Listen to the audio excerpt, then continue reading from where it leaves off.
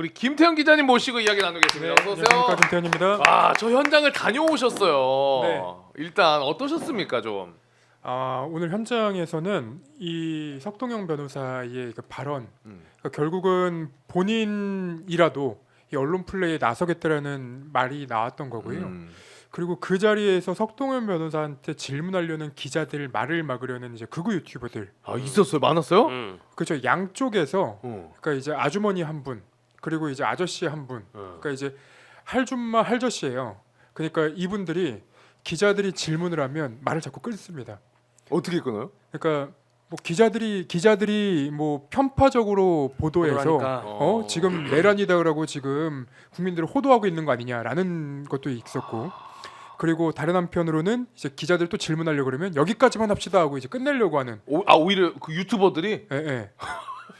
그래서 석동현 변호사가 처음에는 어떤 이제 흰색 패딩을 입은 그 극우 유튜브 아저씨가 뒤에서 이제 그만 끝냅시다 하고 자꾸 얘기하니까 기자들도 의아할 거 아니에요. 네. 그랬더니 이제 석동현 변호사가 굳이 뒤를 돌아서 네. 제가 잘 모르는 분이지요라고 얘기하더라고요.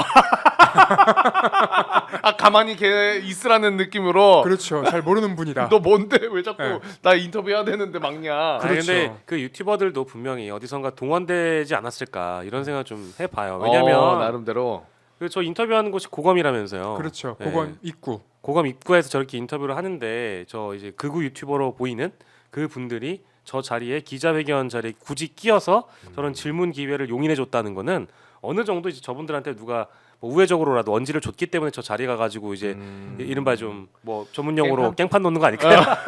근데 저 자리는 사실 뭐 극우 유튜버들을 동원하려고 했는지는 잘 모르겠지만 극우 유튜버와 정반대인 이제 그 진보 성향의 그 시민들도 나와가지고 유튜브 촬영을 한 거예요. 그래서 방송에서 아마 많이들 보셨을 텐데 일부 질문은 그 유튜버들이 한 겁니다. 그래요? 실제로? 왜 등기 안 받았냐 뭐 하시는 분도 있고 마지막에 나왔습니다. 그런 분들도 계신 거고. 그리고 이제 석동현 변호사가 자꾸 그 윤석열 대통령은 체포에 채자도 꺼낸 적이 그 없다. 얘기했더라고. 그러니까 그런 얘기하니까 앞에 앉은 기자가 네. 그런 것도 물어봐요. 그 윤석열 씨가 그 이제 석동현 변호사한테 거짓말했을 가능성은 없냐?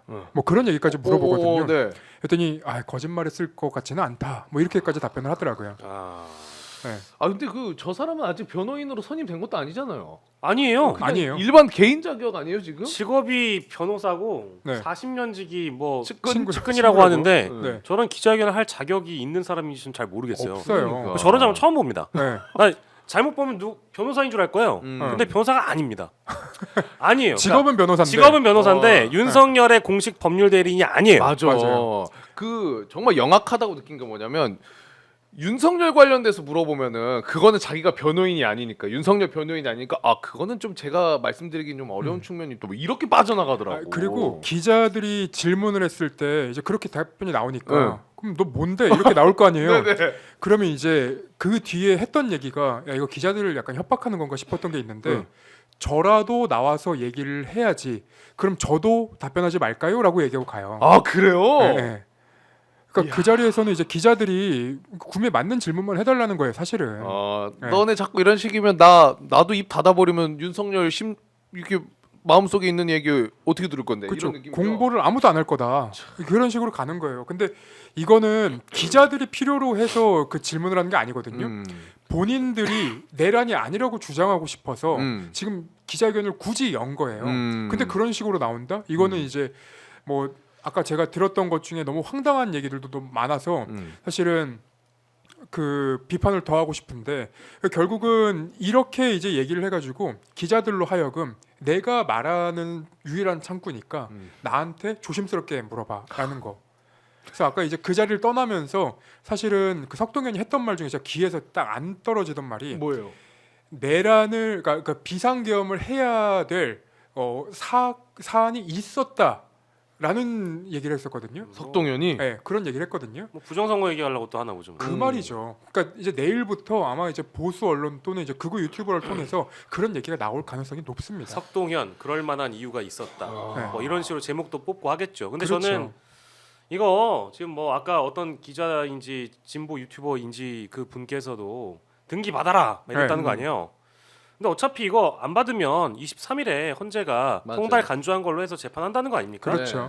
그러니까 뭐 아무리 이제 뭐 석동현 씨나 윤석열 측에서 어떤 변명이나 해명을 할 만한 그런 여론전의 자리를 이제 만들어봐야 아무 소용 없어요. 맞아요. 그렇죠. 재판은 그냥 헌재가 시간 정해둔 대로 테이블대로 간다라는 겁니다. 음. 그러니까 이제 뭐 재판 지연이라고 이제 많이 표현이 되는 것 같은데 헌재와 관련된 재판. 근데 뭐 그렇게 하든 말든 어차피 다 재판관들이 알아서 판단하는 겁니다. 맞습니다. 아니 오늘도 딱 요 대목에서 석동현 변호사가 긁혔어요. 그러니까 왜 등기 안 받냐, 왜 지연시키냐라고 이제 기자가 질문하니까 네. 그런 건 야당이 하는 거고요라고 얘기해요. 긁혔네. 네, 긁혔어요. 그러니까 우리가 듣고 싶은 질문은 왜 지연시키냐, 빨리 받아서 그 수사나 뭐 재판이나 이런 거 지금 피하지 않겠다고 얘기하지 않느냐. 그리고 본인이 떳떳하면 그냥 받으면 되는 거 아니냐라고 얘기했는데 지연은 야당이 시키는 거고요라고 얘기하는 거에서 저는 이미 끝났다고 봐요. 이거 그러니까 이제 그 헌재의 심판을 이렇게 피하게 되면은요 이미 뭐 박근혜 전 대통령 때도 그런 사유가 있었습니다. 그래서 이게 어떤 의지, 어떤 그 저기 워딩이 달리느냐, 박근혜 탄핵 결정문을 보면 헌법 수호의 의지가 없다라고 해가지고 탄핵의 중요한, 그러니까 파면의 중요한 사유로 하나로 또 기록이 돼 있어요. 지금 계속 이러는 거 헌법 수호 의지가 없는 사람이나 하는 행동입니다. 그렇죠. 네. 근데 박근혜보다 더 지금 의지를 안 보이고 있는 거 아니에요? 따지고 보면? 뭐 왜냐하면 선택적이죠. 예를 들어 수육은 들어가, 뭐 장어는 받아. 장어는 받아. 네. 그리고 뭐 자기 축하해주는 윤석열 화환도 맛에 들어가. 화환은 받아. 화음 받아. 근데 다른 건 안 받아. 안 받아. 이거를 국민들이 뭐라고 생각하겠습니까? 아니 죄송한데 좀 짜쳐도 너무 짜친다. 맞아요. 이런 속된 표현을 잠깐 써보겠습니다. 아니 근데 아 지금 갈 때 되셨다고 영향력을 꺾고 아니 근데 이제 저희가 말씀하세요. 김태형 기자님은 또 나눌 이야기들이 있는데 우리 박영식 평론가님이 또 다음 일정이 있으셔가지고 이동을 좀 하시도록 하겠습니다. 대신 우리 두 분이 또 게으른 벌꿀주로 활동하고 있기 때문에 여러분 유튜브에 이제 게으른 벌꿀즈 네. 두 분이 또 다양한 정보를 전달해주고 있습니다. 평론가님 조심히 가시고요. 인사하고 가죠. 감사합니다. 네, 그래서 그것도 한번 같이 봐주시면 감사드리겠고. 들어오기 전에 속보가 하나 있는데 네, 맞아요. 안 그래도 건진법사 지금 구속영장이 기각이 됐어요. 근데 지금 어떻게 뭐 봐야 돼요, 이거? 속보로 나오는 이제 보도들을 보면 사건 기록에 의하더라도 이제 건진법사 요 전성배 씨가 2018년 금원을 받은 날짜, 금액, 방법이 명확히 확인되지 않는다. 그러니까 검찰이 제대로 수사를 못한 거예요. 건진에 대해서. 그러니까 제가 이제 항상 하는 얘기인데 검찰이 이 사람들에게 도움을 줄 때가 있어요. 어떻게 주면 되냐? 증거를 잘 안 첨부해서 제대로 첨부를 안 해서 그거를 구속영장 사유에 넣거나 아니면 기소할 때 넣으면 무죄가 나옵니다. 영장이 기각이 되고 네. 그런 식으로 마치 이제 재판부가 못한 것처럼 해서 만드는 거예요. 그러니까 이런 경우들이 왕왕 있는 걸로 저는 알고 있거든요. 그럼 이것도 구속영장을 신청할 때 네, 조금 부실하게 했을 가능성도 있을 것 같다. 그렇죠. 그래서 검사가 의심하는 대로 그 전성배 씨가 정치권에 해당 금원을 그대로 전달했다면 피의자의 죄질을 달리 볼 여지가 있다. 그리고 피의자가 수사기관의 출석 요구에 성실히 응하겠다고 진술하는 점 등을 고려해 이 사건 구속영장 청구를 기각한다라고 하는데 보통 이런 사건에서는 구속영장이 잘 기각이 되지 않죠. 뭐가 좀 이상하긴 하네. 그렇죠. 그림이 너무 이상하죠. 네. 어쨌든 건지는 구속영장이 기각됐다는 속보 좀 전달해드리면서 오늘 우리 김태형 기자님이 얘기해주실 거는 네. 검찰 수사 관련해서 네. 그러니까 윤석열 이 내란 사태에 대한 검찰 관련 또 취재나 뭐 이렇게 그렇죠. 하신 게 있으시다고? 그러니까 어제 했던 얘기의 이제 연장선상이에요. 어제 그 곽수산 MC가 굉장히 중요한 얘기를 딱 짚어주셨는데 수산이가요? 네. 중요한 진짜 얘기했습니다. 이거는 이제 그 시청자분들이 인정해 주셔야 돼요. 그러니까 그러니까- 뭡니까 뭐예요? 그러니까 경찰이 구금을 하면 10일 동안 이제 잡고 있을 수 있고 그렇죠. 그리고- 체포하면 네, 체포하면 그리고 검찰로 이제 경찰이 송치를 하고 나면 20일 동안 또 검찰이 그 구속을 해놓을 수 있습니다. 네. 그렇게 될 경우에는 총 30일 이내에 기소가 돼야 돼요. 최대. 네. 그런데 지금 특검이 이제 출범하기 전이거든요. 그러니까 만약에 이 경우에는 어제 곽수산 MC가 했던 질문이랑 마찬가지로 이 검찰이 기소를 하게 되면 이 사건에 특검이 개입할 여지가 없어집니다. 그러니까 지금 뭐 검찰, 그러니까 경찰이라던가 아니면 공수처라던가 이런 쪽에서 긴급 체포를 이제 좀 뭐랄까 좀 지연시키는 제대로 못 하고 있는 이유 중에 하나가 될 수 있을 것 같아요. 그렇죠. 근데 이제부터는 사실 특검법에 저희가 좀 집중을 해야 돼요. 특검법에. 네. 왜냐하면 특검 본특검 얘기하신 거 내란 맞습니다. 본특검? 네, 내란 본특검에 대해서 저희가 좀 집중을 해야 되는데 결국은 이 사건은 이제 윤석열 측에서 상황을 통제하고 싶지만 이 상황이 결국은 윤석열과 이 모든 사안을 이제 가져갈 수밖에 없어요. 그러니까 컨트롤할 수밖에 없어요. 상황이 왜 그러냐면 윤석열 쪽에서는 아무리 이제 체포에 채자도 꺼낸 적이 없다고 하고 그리고 뭐 지난 12월 12일 담화에서 굉장히 안전하게 그리고 질서정연하게 하라고 이제 자기가 지시를 했다는 거 아닙니까? 아 그렇죠. 하지만 이 모든 말이 새빨간 거짓말이라는 거는 이미 군인들을 통해서 얘기가 나오고 있어요. 병력도 뭐 소수만 넣었다. 그렇죠. 뭐 무장도 하지 말라 그랬다 했는데 그렇죠. 다 깨지고 있죠. 그러면 이제 결국은 경찰이든 공수처든 뭐 검찰이든 어딘가에서 수사를 해서 기소가 돼야 될 텐데 지금 말씀드렸던 것처럼 이 긴급 체포가 될 경우에는 결국은 30일 이내에 그러니까 검찰이 기소하는 경우에서밖에 안 남아요. 그렇죠. 이 지금 검찰이 이 윤석열과 이상민의 내란 혐의 사건을 그 공수처로 이첩을 했는데 공수처가 수사를 하더라도 결국 돌고 돌아 검찰이 기소를 할지 말지가 결정이 되거든요. 공수처에서 이 사건을 수사해서 제대로 사건을 기소하도록 이제 요청을 하더라도 검찰로서는 이제 꽃놀이 패고 그리고 공수처가 제대로 수사를 못 하더라도 사실은 검찰에겐 꽃놀이 패예요. 검찰은 뭐든 지금 불리할 거는 없네요. 네. 던져놓으니까. 근데 검찰이 그러면 본인들이 수사권이 없는 이 내란 사건, 그 내란 사건에 대해서 왜 이렇게까지 끝까지 잡고 있는가?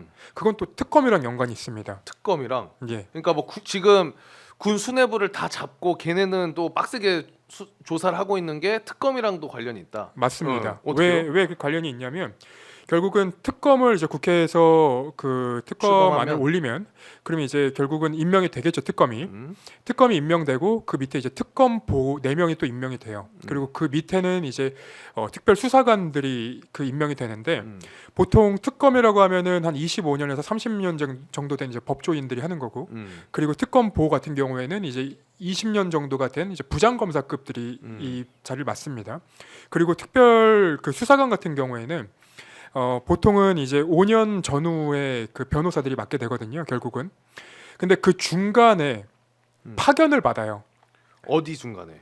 그 이 특검보와 특별 그리고 수사관 사이에 이 허리 기수라고 하는 허리 연차라고 하는 사람들이 이제 파견을 받아요. 여기에 이제 역할이 하나 더 있다는 거죠. 중간 그렇죠. 자리에. 사실상은 실무를 맡는 사람들이죠. 네, 실무를 맡는 사람들인데 여기에 누가 들어가냐? 검사들이 들어갑니다.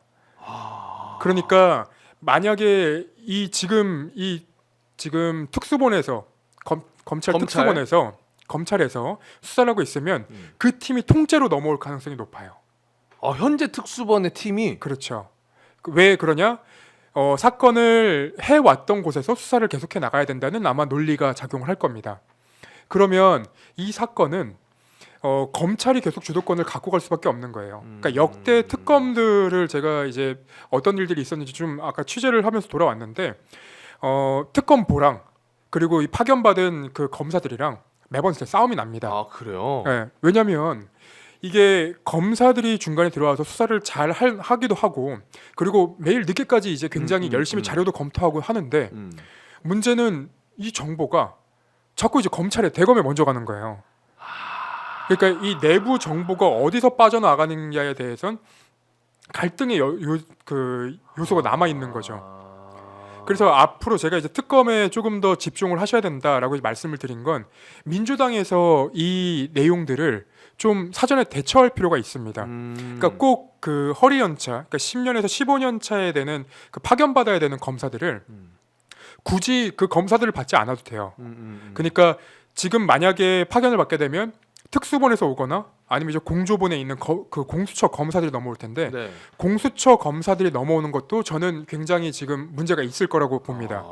왜냐하면 공수처 검사들 중에 실력이 있는 검사들은 지금 우리가 이제 몇 년간 이 공수처 검사들 이름을 들을 정도로 그 사람들이 열심히 했기 때문에 그 사람들 이름이 나왔던 거거든요. 그러면 그때 공격받았던 검사들 대부분 나갔습니다. 그리고 실제로 공수처를 망가뜨리기 위해 들어온 것으로 의심되는 분들도 있었죠. 맞아요. 그분들도 최상면 사건도 있었잖아요. 맞습니다. 그분들도 대부분 나갔습니다. 그럼 지금 누가 남아 있냐? 언론에 비춰지지 않을 만큼 일을 잘 안 하시던 분들이 공수처에. 많이 남아 있죠. 그럼 그분들이 또 그 특검에 들어오는 겁니다. 파견 검사로. 예. 그러면 그래도 또 이제 문제가 되죠. 그래서 사실 사전에 좀 대안을 좀 만들 필요가 있어요. 그래서 어떤 대안을 만들 수 있냐? 공수처나 검찰에서 근무를 했던 경험이 있는 수사 관련한 그 실무를 해본 적이 있는 사람들 중에 이 윤석열 검찰의 내부 사정을 잘 알고 있고 그리고 수사를 하겠다는 사명감이 뭐 출중한 사람들을 미리 물색을 해서 인재풀을 좀 만들어 볼 필요가 있다. 사실 이게 지금 나올 수 있는 최대한의 대안이거든요. 그래서 이게 특검이 출범하고 나면은 모든 게 이제 해결이 될 거라는 사실 그 국민들의 기대감이 있죠. 기대감이 있는데 그 기대감을 망가뜨리지 않기 위해서라도 지금부터 좀 철저하게 준비를 할 필요가 있어요. 그럼 만약에 우려하는 지점을 그대로 이행이 된다면은 그 파견 검사들이 지금 현재 검찰 특수본에 있는 팀이 그대로 들어오게 돼서 네. 특검이 출범을 했어도 그 중간 다리 역할을 하면서 그들이 정보를 계속 흘리거나 오히려 본인들이 원래 있었던 검찰 쪽으로 계속 갖다 줄 수도 있다는 거예요, 미리? 정보는 그렇게 갈 수도 있죠. 왜냐하면 과거 특검에서도 그런 비슷한 사례들로 이제 추정되는 일들이 몇 번이 있었거든요. 네. 그러면은 이 특검보, 그러니까 특별 검사가 있고 네. 그 밑에 이제 특검보, 네. 그 다음에 중간 파견 검사, 네. 그리고 메인 밑에 5년 수사관들. 전후로 변호사들로 하는 이제 수사관들. 네. 요 인력들은 원래는 구성을 어디서 정해서 딱 다 합니까? 일단은 특검이 통과가 되면 특검이 이제 임명하는 걸로 돼 있어요. 법안에는. 특검이 임명하는 걸로 네네. 같이 일할 그렇죠. 인원들을. 그래서 그 사람들을 어떻게 이제 선발을 할지는 앞으로 이제 국회도 그렇고 모두가 논의를 해야 되는, 머리를 맞대야 되는 일입니다. 아하. 그리고 이 특검을 하게 될 경우에는 결국은 이제 특검에 참여했던 뭐 변호사들이라던가 검사들이라던가 이런 사람들은 나중에 어떤 식으로든 그 남아 있는 그 윤석열 라인이라던가 아니면 그 우리 사회 곳곳에 숨어 있는 이 윤석열을 굉장히 이제 뭐라고 해야 될까요? 지지를 하는 사람들, 그 지지를 하는 권력자들, 그런 분들을 통해서 보복을 당할 수도 있거든요. 그러니까 그런 일들까지도 대비가 돼 있어야 그 특검에서 이 윤석열이라는 그리고 내란수계라는 사람을 잡아들일 수 있는 거예요. 그리고 하나 더 저는 이제 말씀드리고 싶은 게 최근에 이제 이 내란 범죄를 수사하기 어렵다라고 이제 말씀하시는 분들이 나타나기 시작했고 앞으로도 조금씩 나타날 거거든요. 근데 그런 분들을 경계해야 됩니다. 왜냐하면 그런 분들은 마치 객관적인 것처럼 이 특검에 추천받을 수 있는, 추천받을 가능성이 높은 사람들이 되거든요. 나중에 보면 그러면 그 실제로 이 내란 사건을 수사하기가 어려운가? 아니에요. 지금 내란 사건 같은 경우에는 이 누가 언제 어디서 무엇을 어떻게 하였나가 언론 보도나 아니면 이제 각각의 군인들의 증언으로 대부분 나온 상황이에요. 수사 자체는 어렵지 않습니다. 네. 근데 이제 그 법리 때문에 기소가 어렵다, 수사하기가 어렵다라고 하시는 분들이 있는데 그건 재판 가서 문제입니다. 지금부터 수사가 어렵다고 얘기하는 분들은 저는 간첩일 가능성이 굉장히 높습니다. 그렇게 생각합니다. 네. 그 수사하기 어렵다라고 이야기하는 사람들이 법조인들 중에 있다는 거예요? 그렇죠. 근데 그 수사하기 어렵다라고 이야기하는 명분은 검찰의 수사권이 없어서? 아니죠. 그러니까 지금 이 사건을 수사하기 어렵다고 얘기하시는 분들은 법리 문제를 아마 들 겁니다. 법리. 예를 들면 오늘 석동현 변호사가 이 사건은 그 내란이 아니다. 내란의 경우에는 폭동, 소요가 있어야 된다. 이제 얘기를 하거든요. 맞아요. 근데 이 내란 사건의 이 폭동이라는 것은 다수 선로는 해악의 고지가 되거나 아니면 이제 우리가 실제로 그 어떤 폭력으로 느낄 만한 일들이 있으면 인정이 돼요. 대표적으로 우리가 어떤 걸 봤냐? 창문을 깨고 들어가는 군인들을 봤고요. 그렇죠. 그리고 진입하려는 국회의원들이 밀려서 넘어지는 장면을 봤고 시민들이 넘어지는 장면을 봤고 맞아요. 그리고 우리는 이 내란으로 인해서 굉장히 공포심을 얻었어요. 그러면 폭동이라고 그분들이 얘기하는 이제 소요 사건이나 뭐 예를 들면 이제 화염병을 던져가지고 일으키는 폭동 이런 것들이 없더라도 내란은 인정될 가능성이 굉장히 높다는 거예요. 물론 결과는 법원에 가서 봐야 되는 거지만 일단 이런 사건들은 그렇게까지는 그러니까 광의의 그러니까 넓은 의미의 폭동으로 볼 수 있는 거기 때문에 이거는 이제 재판까지 넘기는 거는 큰 무리가 없다는 그렇죠. 게 그 지금 이 내란 사건을 보시는 그 많은 이제 법조인들의 시각인데 그 이 법조인들의 시각이 틀렸다 사건이 수사가 어렵다라고 하시는 분들은 저는 믿을 수 없다는 거예요. 아 그런 사람들이 있나? 꽤 있어요? 곳곳에 곳곳에. 숨어 있습니다. 아. 네. 근데 지금 채팅으로 네. 우리 풀스윙 인생님 얘기해 주신 것처럼 폭동은 진짜 스스로 일으킨 겁니다 지금. 그렇죠. 잠잠하던 우리나라에 윤석열이 스스로 일으킨 거고 뭐 지금 말도 안 되는 변명 뭐 석동현은 뭐 내란이 아니라 소란 뭐 말장난하고 앉아 있어 지금. 말도 안 그러니까 되라고. 오늘 석동현 변호사가 12월 12일에 윤석열 씨가 얘기한 담화문이 윤석열의 진심이라고 그런 취지로 얘기를 했거든요. 그래서 그 담화문 내용을 한번 하나하나 쪼개볼 필요가 있어요. 근데 그 담화문 내용을 보면 제가 아까 간단히 좀 보고 왔는데 네. 여기 보면은 야당은 비상계엄 선포가 내란죄에 해당한다며 광란의 칼춤을 추고 있는데 그게 아니다. 대선 결과에 승복을 하지 않은 것이다. 그렇게 얘기하면서 이 내란 사건, 그러니까 비상계엄을 선포한 이유로 선관위 얘기를 해요. 맞아요. 그러니까 오늘 석동현 변호사가 사실은 기자들을 불러놓고 하고 싶었던 얘기는 이 내란 사건 그리고 비상계엄을 선포한 이유에 그 배경에 결국은 불법 선거가 있다는 얘기를 하고 싶었던 것 같아요. 맞아요. 네. 맞아요.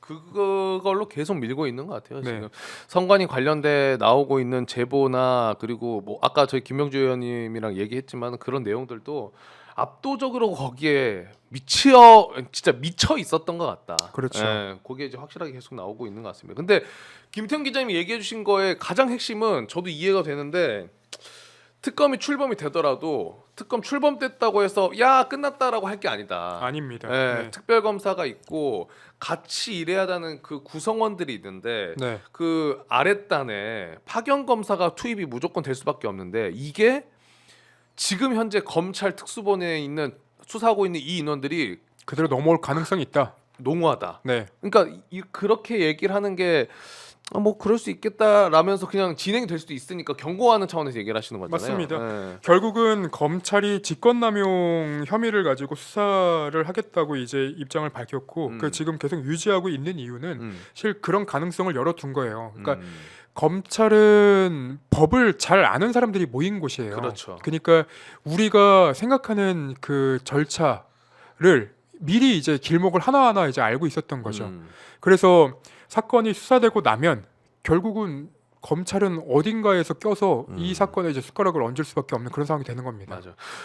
박근혜 때도 막 중간에 내용이 막 새고 그러지 않았었나요? 미리? 많이 그랬었죠. 그렇죠. 네. 그게 다 그 밑에 있는 파견 검사단에서 나왔다고 볼 수 있는 거예요? 그렇죠. 검사들을 통해서 나온 걸로 의심이 되죠. 아. 그리고 뭐 예를 들면 이제 특검이 여러 번 있었는데 그 윤석열 씨가 이제 특검 보러 있었던 그 특검팀도 있고요.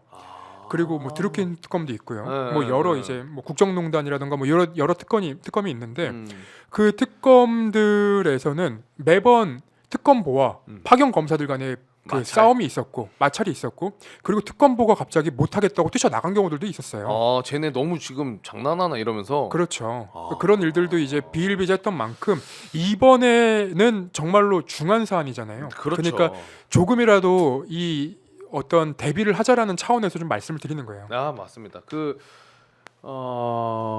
울마녀님이 일을 못하겠어 숨도 안 쉬어져 정말 이렇게 얘기하시는데 진짜 틀린 말이 아닙니다. 지금 우리가 탄핵 소추안 가결로 큰 산을 하나 넘었다고 말씀을 드렸잖아요. 근데 네. 매번 방송 때마다 말씀드리는데 윤석열 진짜 탄핵 이 파면이라는 단어를 우리가 듣기 전까지 진짜 긴장하고 집중해야 돼요. 그렇죠. 끝까지 왜냐하면 지금 보여주고 있는 모습이 뭐 이런 말을 안 드리고 싶었는데 긴장하는 차원에서 말씀드리자면은 탄핵 기각되면 너네 가만 안 둬라는 뉘앙스가 저는 굉장히 느껴지거든요.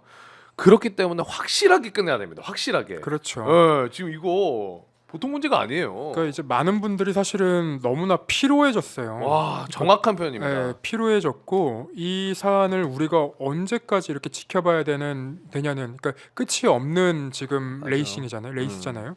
근데 그러함에도 사실은 저희가 끝까지 지켜봐야 됩니다. 네. 그러니까 이 지켜보지 않으면 이 악은 굉장히 꼼꼼하고 맞아요. 그리고 굉장히 작은 힘만 있어도 다시 불부터 오르거든요. 맞습니다. 그러니까 이번 사실은 지난주 이제 탄핵이 됐던 그 집회에서도 보였던 많은 이제 얼굴들과 그리고 앞으로 이 광화문에서 보게 될 많은 얼굴들이 맞아.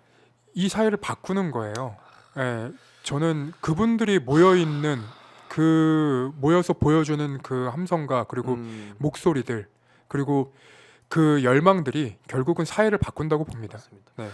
한독수 관광대 진짜 정신 똑바로 차리고 시간이 없습니다. 지금 뭐 12월 말, 뭐 1월 1일 얘기할 때가 아니고 하루라도 빨리 이거 내란 본특검 가야 됩니다, 무조건. 아니 민주당에서만 하는 게 아니라 국민들이 원하고 있다니까요. 왜냐하면 12월 3일 날 내란이 있었고 12월 4일부터 바로 내란이라는 단어가 등장을 했어요. 맞습니다. 내란 수계라는 단어가 등장을 했고 근데 지금 오늘 12월 19일, 12월 3일로부터 16일이 지났는데도 윤석열이 조사도 안 받았다니까요. 그러니까 이제 지치는 거예요, 국민들이. 이미 지난주에 윤석열의 지지율이 오른 여론조사도 발표가 맞아, 됐었죠. 진짜 충격이었어요, 네, 그거는. 그러니까 오늘 나온 이제 여론조사는 또 정상적인 그러니까 낮아진 채로 좀 떨어진 채로 나오기도 했는데 사실 그러니까 이들이 바라는 모양은 어떤 거냐면 이게 이제 오늘 그 현장에 석동현 기자회견 네. 현장에 외신 기자들도 많이 와 있었어요. 그러니까요. 근데 외신 기자들에게 이제 설명하는 내용들과 그리고 그간 이제 뭐 김용현의 입장문 아니면 뭐 윤석열의 담화문 뭐 이런 것도 쭉 살펴보면 이 사건이 이제 문제가 없다라는 취지로 계속 얘기를 해서 이거를 일종의 이제 우리 국민들한테 그 가스라이팅을 시키고 그리고 그 10%는 결집시키고 그렇죠. 나머지 그리고 이것보다 더 나가서 사실은 국내 그러니까 국내 상황을 정세를 잘 모르는 외신들을 통해서 이 여론전을 해보겠다는 거예요. 그러니까 석동현이 왜 그 담당 변호인도 아닌데 오늘 나와서 얘기했느냐? 이렇게라도 안 하면 여론전이 안 되니까 그렇게 한 거예요. 그래서 이제 많은 분들이 좀 기억을 하셔야 될 것 같은데 벌써부터 그런 말씀하시는 분들을 제가 주변에서 많이 봤는데 단순 관여 혹은 이제 그 출동하라고 지시를 받고 출동한 군인들은 다 봐줘야 되는 거 아니냐. 저는 이제 벌써부터 그런 얘기하면 안 됩니다. 동정론으로 가는 예, 거예요. 동정론. 그러니까 5.18 때도 그 당시 전두환의 내란 사건 이후에도 그 쿠데타 이후에도 계속 군인들에 대한 동정론을 키우려는 이제 목소리들이 있었어요. 맞아요. 근데 그게 사회를 좀먹는 목소리들입니다. 맞아요. 절대로 지금은 잘못한 사람들에 대해서 잘못을 명확하게 따져줘야 그렇죠. 앞으로 이런 일이 벌어지지 않습니다. 맞아요. 그래야 비슷한 상황이 안 와야 되지만 혹시나 있더라도 계엄이란 카드를 만지작거리지 못할 겁니다. 그럼 확실히 해놔야 될 거라고 생각이 들면서 오늘 김태형 기자님과 여기서 저는 인사를 드리도록 하겠습니다. 오늘도 너무나 감사드리고 네, 내일도 감사합니다. 오시나? 내일은 이제 오후 1시에 오후 1시. 예. 자, 게으른 벌꿀주 너무 또 사랑해 주시고 네. 여러분 박영식 앵커랑 같이 하니까요. 저희는 둘이 같이 인사드리면서 내일 저녁 또 9시에 찾아뵙도록 하겠습니다. 여러분 너무 걱정하지 마시고 해낼 거예요. 여러분들 조금만 지치지 말고 힘내주시면 같이 감사하겠습니다. 저희는 내일 저녁 9시 뵐게요. 오늘 또 함께해 주신 여러분 대단히 고맙습니다. 내일 뵐게요. 감사합니다.